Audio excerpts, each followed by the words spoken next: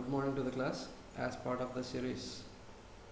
So మనం NCERT biology first topic తీసుకున్నాము. So ఇందులో భాగంగా మనం వచ్చేసి biodiversity in the living world నుంచి స్టార్ట్ చేసాం. ఇందులో ఫస్ట్ లెసన్లో లాస్ట్ క్లాస్లో మనం ఏం మాట్లాడుకున్నామో దానికోసం ఒకసారి రివైండ్ చేద్దాం. సో ఇక్కడ ముందు లివింగ్ ఆర్గానిజమ్స్ అంటే ఏంటి, ఏ జీవులు అయితే గ్రోత్, రిప్రొడక్షను, మెటబాలిజము, తర్వాత సెల్యులర్ ఆర్గనైజేషను ఉండి కాన్షియస్నెస్ చూపిస్తాయో వాటిని మనం జీవుల కింద పరిగణించాం. ఎట్ ది సేమ్ టైం దీని తర్వాత వచ్చేపాటికి మనం బయోడైవర్సిటీ కోసం మాట్లాడాం. సో ఇందులో ఇక్కడ బయోడైవర్సిటీకి వచ్చేపాటికి బయోడైవర్సిటీ అంటే ఏంటి అంటే ఇక్కడ వివిధ రకాలైనటువంటి వెరైటీస్ ఆఫ్ ఆర్గానిజం ఉండడాన్ని బయోడైవర్సిటీ అంటాం. సో ఇందులో భాగంగా ఇన్ని రకాల ఆర్గానిజమ్స్ ఉన్నప్పుడు వాటిని గుర్తించడము, ఐడెంటిఫికేషన్, పేర్లు పెట్టడము, నామెన్క్లేచర్, క్లాసిఫికేషన్, వర్గీకరించడం అనేవి మనకి ఖచ్చితంగా కావాలి. సో మనం ఈ మూడు విషయాల్లో ముందు మనం ఐడెంటిఫికేషను, తర్వాత నామెన్క్లేచరు అండ్ దెన్ క్లాసిఫికేషను గురించి మాట్లాడదామని అనుకున్నాం. సో ఇక్కడ ఐడెంటిఫికేషన్కి వచ్చేపాటికి ప్లాంట్స్కి సంబంధించి ఐసిబిఎన్ అని, international code of botanical nomenclature అని, జంతువులకు సంబంధించి international code of zoological nomenclature అని అనుకున్నాం. సో వీటి నుంచి వీళ్ళు ఫామ్ చేసిన రూల్స్ని బట్టి మనం మొక్కలు లేదా జంతువులను వర్గీకరిస్తాం. అదేవిధంగా వైరస్లకి, మైక్రోబియల్ బ్యాక్టీరియా కూడా సేమ్ ఇటువంటి యూనియన్స్ ఉన్నాయని చెప్పేసి అనుకున్నాం. సో నెక్స్ట్ వచ్చేపాటికి మనం నామెన్క్లేచర్ గురించి మాట్లాడాం. నామెన్క్లేచర్లో ముఖ్యంగా మనం వాడేది ఏంటి అంటే బైనామియల్ నామెన్క్లేచర్ అన్నాం. ఇందులో రెండు పదాలు ఉంటాయి. ఫస్ట్ దాన్ని జీనస్ అంటాం, సెకండ్ దాన్ని స్పీసీస్ అంటాము. సో ఇవి లాటిన్ నుంచి తీసుకోబడి ఉన్నాయి అని చెప్పేసి అనుకున్నాం. సో దీన్ని ప్రపోజ్ చేసింది లిన్నేయస్ అన్న. సో నెక్స్ట్ వచ్చేపాటికి మనం ఈ పార్ట్లో వచ్చేపాటికి టాక్సానమిక్ కేటగిరీస్ గురించి మాట్లాడాం. సో క్లాసిఫికేషన్కి వచ్చేపాటికి ఏంటి అంటే మనం వర్గీకరిద్దాము అని చెప్పేసి అనుకున్నాం, మొక్కలు కానీ జంతువులు కానీ. సో వీటిని వర్గీకరించడానికి ఏంటంటే ఒక్కొక్క దాన్ని ఒక్కొక్క కేటగిరీ మనం ఏ విధంగా ఇప్పుడు స్కూల్లో లేదా ఏదైనా ఎగ్జామ్ పెట్టినప్పుడు స్టూడెంట్స్ని వీడు first class student, so and so marks వస్తే first class, so and so marks వస్తే second class, so and so marks వస్తే థర్డ్ క్లాస్ అని చెప్పేసి వర్గీకరిస్తాము. అదేవిధంగా ఆర్గానిజమ్స్ ఏ జీవులైనా తీసుకోండి, వాటిని కూడా మనం వర్గీకరించడానికి ట్రై చేస్తాం. సో ఇందులో భాగంగా ఇందులో ఉండే ఈచ్ గ్రూప్ని ఏ విధంగా first class, second class, third class అంటున్నామో ఈచ్ గ్రూప్ని మనం ఇక్కడ ఏమంటాం అంటే టాక్సా అంటాం. ఈచ్ గ్రూప్ని టాక్సా అంటాం. ఇందులో హైయెస్ట్ గ్రూప్ వచ్చేపాటికి, హైయెస్ట్ టాక్సా వచ్చేపాటికి కింగ్డమ్ అంటాము. దాని తర్వాత రేంజ్కి వచ్చేపాటికి ఫైలం అని జంతువులు వర్గీకరించినప్పుడు వాడతాము. డివిజన్ అని చెప్పేసి ఈ ప్లాంట్స్ని వర్గీకరించినప్పుడు మాట్లాడతాం. సో దీని తర్వాతకు వచ్చేపాటికి దీనికంటే తక్కువ ర్యాంక్ కలిగింది ఏంటంటే క్లాస్ అంటాం. సో క్లాస్ కంటే తక్కువ ర్యాంక్ కలిగింది ఆర్డర్ అని, దానికంటే తక్కువ ర్యాంక్ కలిగింది ఫ్యామిలీ అని, దానికంటే తక్కువ ర్యాంక్ జీనస్, ఆ తర్వాత స్పీసీస్ అంటాం. మరి కింగ్డమ్ కంటే ఇంకా పైన ఏమన్నా ఉన్నాయా అంటే కింగ్డమ్ కంటే పైన డొమైన్ అనేది ఉంటుంది. అదేవిధంగా స్పీసీస్ కంటే కింద సబ్ స్పీసీస్ అని, తర్వాత ట్రైబ్స్ అని లేదా స్ట్రెయిన్స్ అని ఉంటాయి. సో స్ట్రెయిన్స్ వచ్చేపాటికి బ్యాక్టీరియాలో వస్తుంది, ట్రైబ్స్ వచ్చేపాటికి ప్లాంట్స్లోకి వస్తుంది, రేస్ వచ్చేపాటికి యానిమల్స్లో వస్తుంది.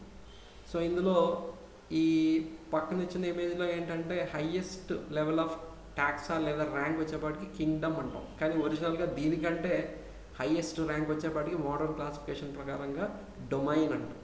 So highest one domain. So ఉన్న వాటిలో జనరల్గా క్వశ్చన్స్ ఎలా వస్తాయంటే ఉన్న వాటిని చేసి అరేంజ్ చేయమని కానీ, లేకపోతే ఇందులో పెద్దదేది చిన్నదేది అని కానీ అంటాం. సో ఈ రకంగా మనకి డొమైన్ గుర్తుపెట్టుకోవడానికి ఏమంటాం అంటే DK PC of GS. So D అంటే డొమైన్ అని, పి అంటే ఫైలం అని,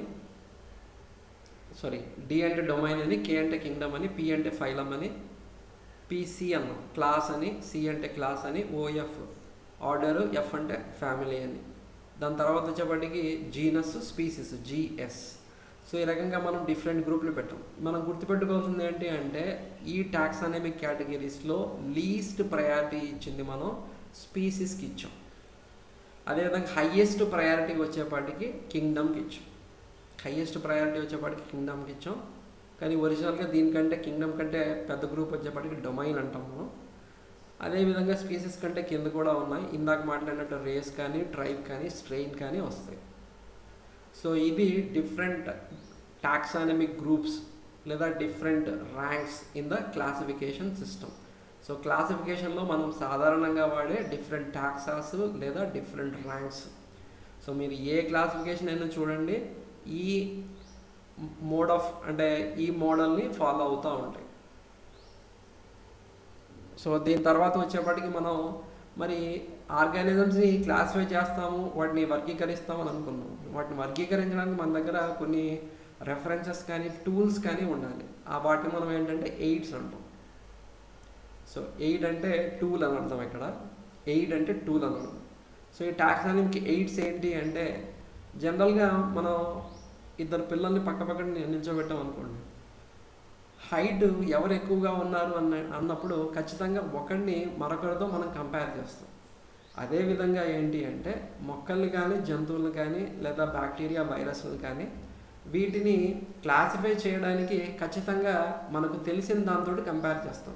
కంపేర్ చేసేసి ఓహో ఈ క్యారెక్టర్స్ ఉండడం వల్ల దీన్ని ఈ గ్రూప్లో పెట్టవచ్చు అని చెప్పి ఒక కంక్లూషన్కి వస్తాం.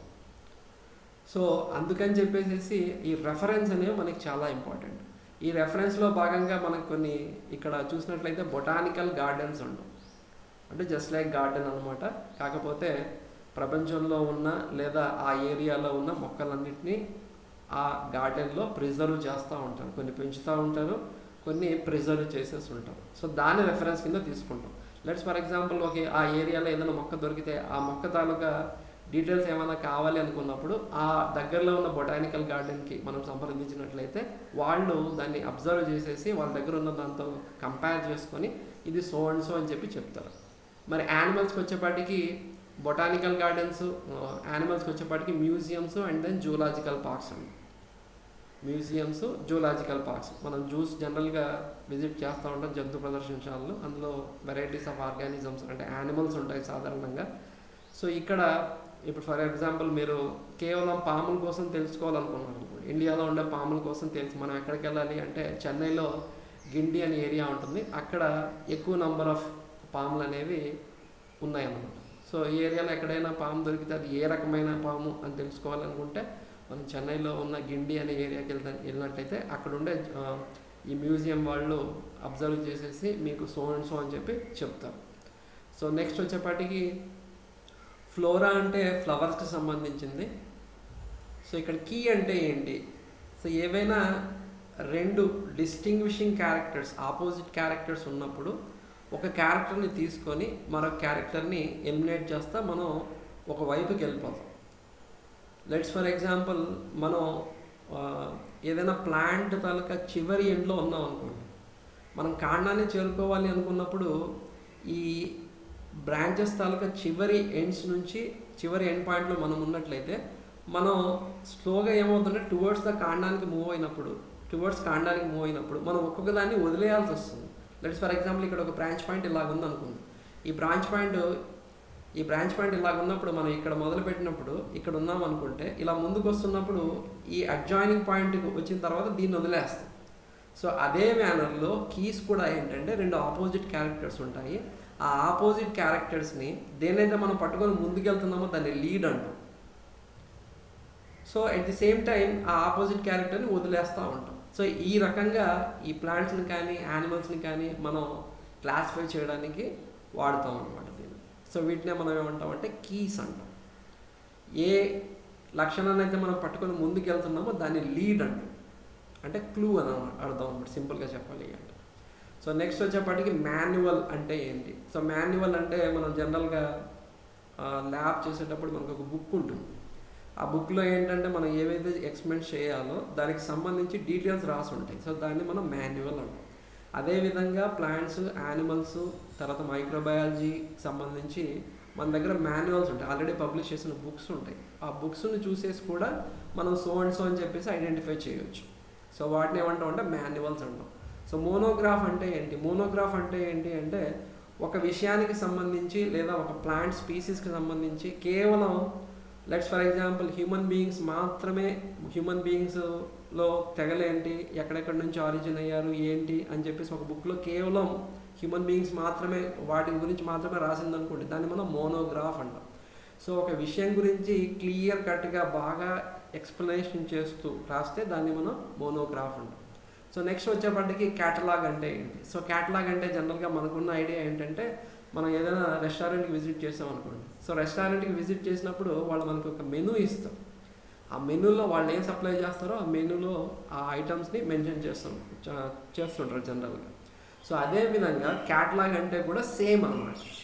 సో ఇవి ఇందులో కూడా ఏంటి అంటే మనం లెట్స్ ఫర్ ఎగ్జాంపుల్ ఏదైనా ఒక అడవికి వెళ్ళినప్పుడు డిఫరెంట్ మొక్కలు లేదా ఆ ఏరియాలో ఉన్న మొక్కల గురించి మనం తెలుసుకోవాలనుకున్నప్పుడు అక్కడ ఉండే క్యాటలాగ్ని మీరు తీసుకున్నట్లయితే ఆ క్యాటలాగ్లో అక్కడ పెక్యులర్గా కనిపించే వాటిని అందులో మెన్షన్ చేసి ఉంటారు. సో దట్ ఏంటంటే మీరు చూసిన వెంటనే ఇది అని చెప్పేసి మనం ఐడెంటిఫై చేయొచ్చు.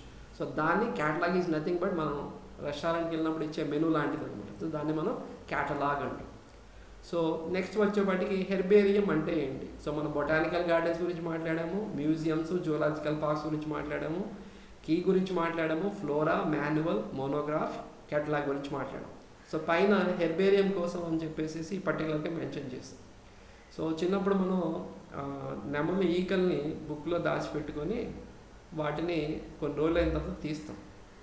అదే మేనర్లో ఈ బొటనిస్ట్ ఏం చేస్తారు అంటే ఏదైనా ప్లాంట్ స్పీసీస్ కొత్తది కానీ లేదా ఆ ఏరియాలో దొరికేది కానీ ఫ్రీక్వెంట్గా దొరికేది కానీ ఈ మ్యూజియం వాళ్ళు బొటానికల్ గార్డెన్ వాళ్ళు ఏం చేస్తారంటే సో దాన్ని ఆ పేపర్స్ మధ్యలో పెట్టేసి ప్రిజర్వ్ చేసేసి ఆ మాయిశ్చర్ మొత్తం పోయిన తర్వాత దాన్ని ఒక షీట్ కంటైన్ చేసేసి ఆ షీట్లో డీటెయిల్స్ రాస్తారు.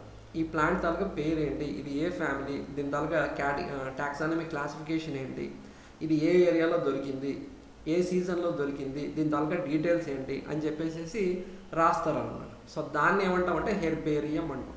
సో ప్లాంట్స్ని ప్రిజర్వ్ చేసేసి అతికించి ఒక షీట్కి డీటెయిల్స్ రాయడాన్ని హెర్బేరియం అంటాం. సో ఇక్కడ మనం గుర్తుపెట్టుకోవాల్సింది ఏంటి అంటే ఈ హెర్బేరియం షీట్ తాలూకా డయామీటర్ లెంత్ బ్రెడ్త్ అనేది గుర్తుపెట్టుకోవాలి. జనరల్గా ఇది 29 x 41 సెంటీమీటర్లు ఉంటుంది. సో 41 వచ్చేసి లెంత్ అవుతుంది, 29 వచ్చేసి విడ్త్ అవుతుంది. సో 29 సెంటీమీటర్లు విడ్త్ అవుతుంది, 41 వచ్చేప్పటికి మనకి లెంత్ అవుతుంది. సో దీన్ని మనం ఇంచెస్లో కూడా ఇచ్చాము, 11.5 ఇంచెస్ ఇంటూ 16.5 ఇంచెస్ అని చెప్పేసి మెన్షన్ చేస్తాం. సో ఇవి టాక్సానమిక్ ఎయిడ్స్. సో ఈ సెషన్కి వచ్చేప్పటికి మనం మాట్లాడింది ఏంటంటే డిఫరెంట్ టాక్సానమిక్ కేటగిరీస్ గురించి మాట్లాడాము. హైయెస్ట్ వన్ డొమైన్, దాని తర్వాత కింగ్డము, లీస్ట్ వన్ స్పీసీస్ అన్నాం. సో దీన్ని మాట్లాడిన తర్వాత మనం నెక్స్ట్ టాక్సానమిక్ ఎయిడ్స్. సో ఈ క్లాసిఫై చేయడానికి మనం వాడే టూల్స్ని మనం టాక్సానమిక్ ఎయిడ్స్ అంటాం. ఎటువంటి టూల్స్ని వాడతాము అని చెప్పేసి దాన్ని మనం టాక్సానమిక్ ఎయిడ్స్ అంటాం.